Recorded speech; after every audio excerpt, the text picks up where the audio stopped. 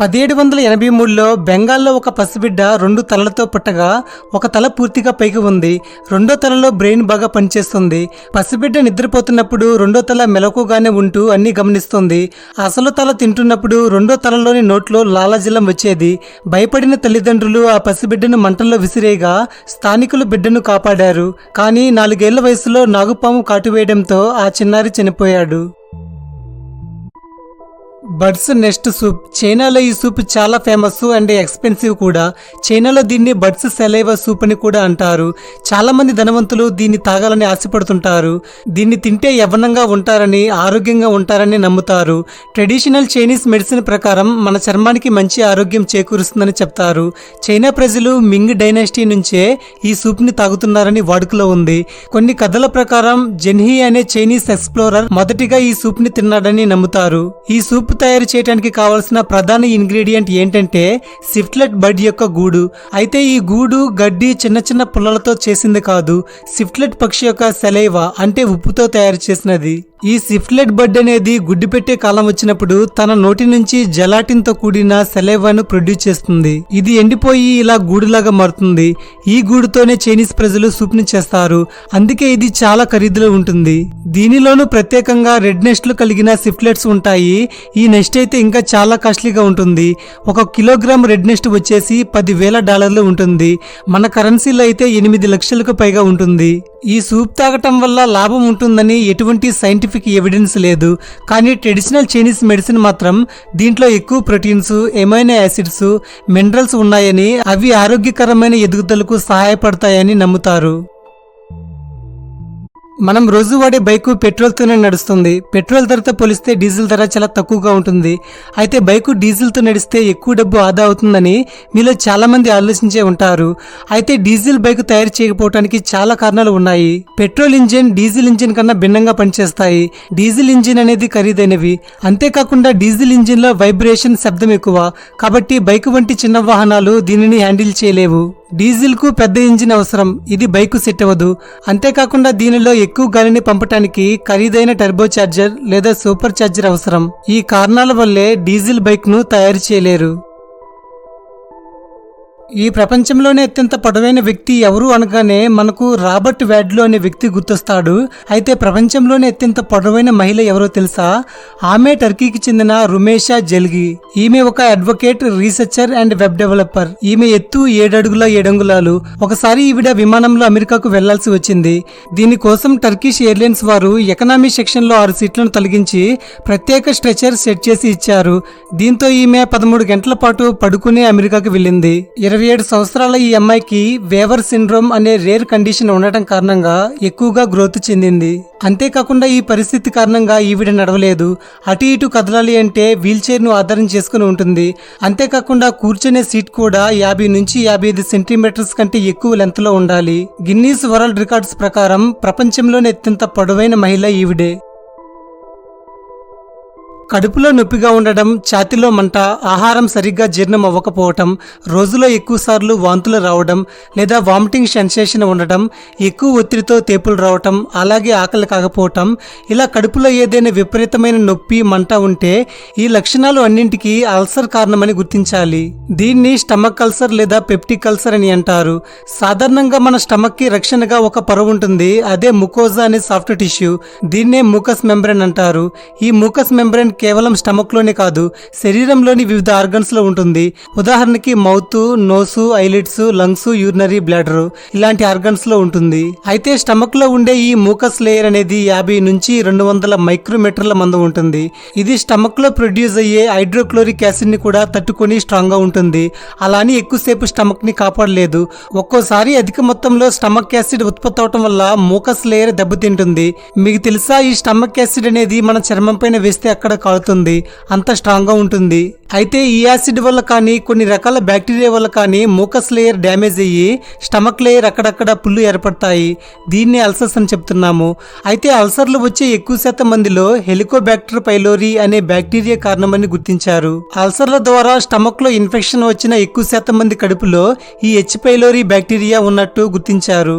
ఈ బ్యాక్టీరియా అనేది చిన్నప్పటి నుంచే మన కడుపులో వృద్ధి చెందుతూ ఉంటుంది. ఒక స్టడీ ప్రకారం ఎవరైతే ఫ్రూట్స్, వెజిటేబుల్స్, గ్రెయిన్స్, నట్స్ మరియు సీడ్స్ తింటారో వారిలో హెచ్ పైలోరీ ఇన్ఫెక్షన్ రావడానికి చాలా తక్కువ ఛాన్సెస్ ఉన్నాయట.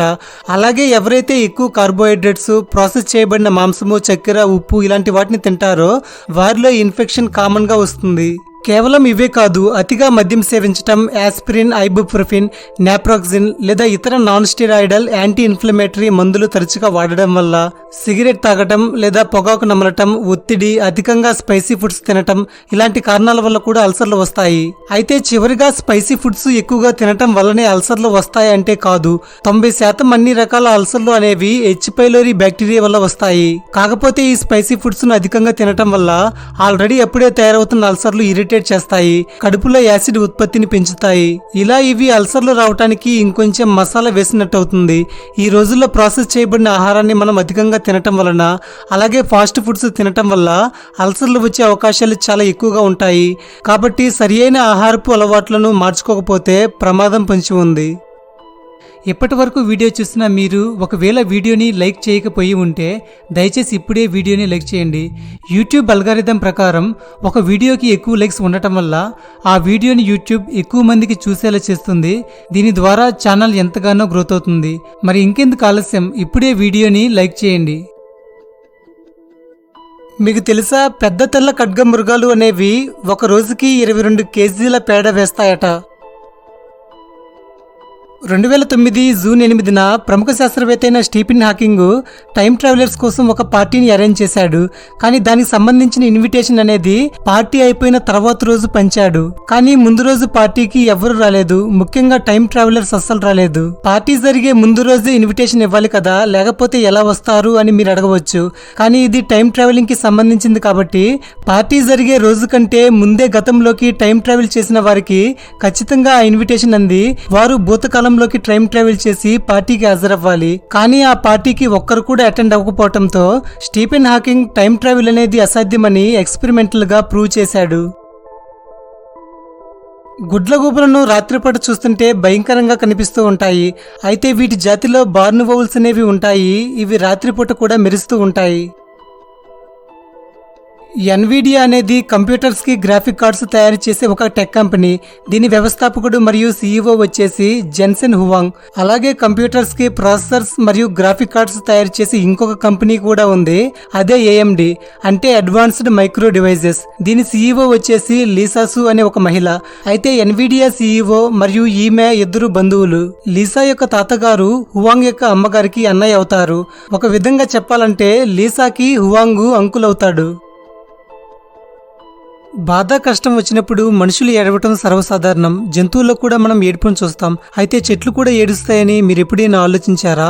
శాస్త్రవేత్తలు చెట్లను కట్ చేస్తున్నప్పుడు లేదా పంటను పోగు చేస్తున్నప్పుడు వాటి ఏడుపు శబ్దాలను క్యాప్చర్ చేశారు. కానీ మనిషి చెవులకు ఈ శబ్దాలను వినే శక్తి లేదు. సాధారణంగా మనిషికి 20 హెడ్జ్ ఫ్రీక్వెన్సీలో వచ్చే శబ్దాలు మాత్రమే వినిపించగలవు. ఇక్కడ సౌండ్ ని హెడ్జ్లో కొలుస్తారు. 20 కిలోహెడ్జ్ సౌండ్ కన్నా ఎక్కువ సౌండ్ ని మనిషి వినలేడు. కొన్ని ఎక్స్పెరిమెంట్స్ ప్రకారం స్ట్రెస్ లో ఉన్న చెట్లు 40 నుంచి 80 కిలోహెడ్జ్ సౌండ్ ని ప్రొడ్యూస్ చేయగలవు. కాబట్టి మనిషి చెట్లు చేసే శబ్దాలను వినలేడు. శాస్త్రవేత్తలు మొక్కలు వేర్లతో సహా పీకేస్తే ఒక రకమైన శబ్దాలను విడుదల చేస్తాయని కనుగొన్నారు. ఇది ఒక రకమైన కనెక్షన్ లాంటిది. మానవుల అరుపులు కాకుండా ఇందాక చెప్పినట్టు ఈ మొక్కల శబ్దాలు మనం వినలేనంత ఎక్కువ ఫ్రీక్వెన్సీలో ఉంటాయి. ఒత్తిడిలో ఉన్నప్పుడు మొక్కలు చిన్న చిన్న పాపింగ్ లేదా క్లిక్ శబ్దాలు చేస్తాయి. టెల్ అవీవ్ యూనివర్సిటీ పరిశోధకులు మొక్కలు ఒత్తిడికి గురైనప్పుడు ఈ శబ్దాలు ఎక్కువగా వినిపిస్తాయని గుర్తించారు. ఇది ఒక రకమైన హెచ్చరిక లాంటిది. జంతువులు, కీటకాలైతే ఈ శబ్దాలను వినగలవు. మీకు తెలుసా, మొక్కలు మాట్లాడుకుంటాయి. వినేందుకు చాలా ఆశ్చర్యకరంగా ఉన్న మొక్కలు నిరంతరం కీటకాలు, ఇతర జీవులతో సంభాషిస్తూ ఉంటాయి. చాలా జీవులు శబ్దాల ద్వారా మాట్లాడుకుంటాయి. శాస్త్రవేత్తలు టమాటా, పొగాకు మొక్కలను అధ్యయనం చేశారు. వారు ఒత్తిడి లేని మొక్కలు, కత్తిరించిన మొక్కలు, ఎండిపోయిన మొక్కల నుండి వచ్చే శబ్దాలను పోల్చారు. ఒత్తిడికి గురైన మొక్కలు జాతులను బట్టి సగటున గంటకి 40 క్లిక్ల వరకు ఎక్కువ శబ్దం చేస్తాయి. నీరు లేని మొక్కలు ప్రత్యేకమైన ధ్వనిని ఉత్పత్తి చేస్తాయి. డీహైడ్రేషన్ సంకేతాలు కనిపించక ముందే క్లిక్ చేయటం పెరుగుతుంది. మొక్కకు దాహం ఎక్కువైనందున క్లిక్ చేయటం తీవ్రత పెరుగుతుంది. చివరికి మొక్క ఎండిపోవటంతో సౌండ్ తగ్గుతుంది. శాస్త్రవేత్తలు ఈ పరిశోధనలన్నింటినీ అల్ట్రాసోనిక్ మైక్రోఫోన్స్ ద్వారా ప్లాంట్ సౌండ్స్ ని రికార్డ్ చేసి తెలియజేశారు. మన చుట్టూ ఉన్న ప్రపంచంలో చాలా మంది వ్యంగ్యంగా ఉంటారు. అంతేకాకుండా మనం చూసే చాలా వరకు ప్రోగ్రామ్స్ కూడా చాలా వరకు వ్యంగ్యంగా ఉంటాయి. అయితే ఇక్కడ ఫ్యాక్ట్ ఏంటంటే వ్యంగ్యంగా సెటైర్లు వేసే వాళ్ళకి ఐక్యూ పెరుగుతూ ఉంటుందని కొన్ని అధ్యయనాలు తెలిపాయి. హార్వర్డ్ మెడికల్ స్కూల్లో రీసెర్చర్స్ చేసిన స్టడీ ప్రకారం బ్రెయిన్లో ఎక్కువ యాక్టివిటీస్ జరగటం వల్ల మనిషి ఆయుష్కాలం తగ్గిపోతుందని గ్రహించారు. అంటే ఓవర్గా థింకింగ్ చేయటం వల్ల మెదడుకి అధికంగా పనిపెట్టడం వల్ల తొందరగా చనిపోయే అవకాశం ఉందట. కొన్ని దశాబ్దాల నుంచి శాస్త్రవేత్తలు మనిషి తొందరగా చనిపోవటానికి అలాగే ఎక్కువ కాలం బ్రతకటానికి కారణమయ్యే అంశాలు ఏంటని పరిశోధిస్తున్నారు. ఒక స్టడీలో హుషారుగా నడిచేవారు ఎక్కువ కాలం జీవిస్తున్నారని వారు చెప్పారు. ఈ వీడియో మీద మీ అభిప్రాయాన్ని కామెంట్స్ ద్వారా తెలియజేయండి. అలాగే ఛానల్ని సబ్స్క్రైబ్ చేసుకుని పక్కనే ఉన్న గంటను యాక్టివేట్ చేసుకోండి. మీ ఫ్రెండ్స్ అండ్ ఫ్యామిలీ మెంబర్స్కి కూడా ఈ వీడియోని షేర్ చేయండి. Thank you for watching.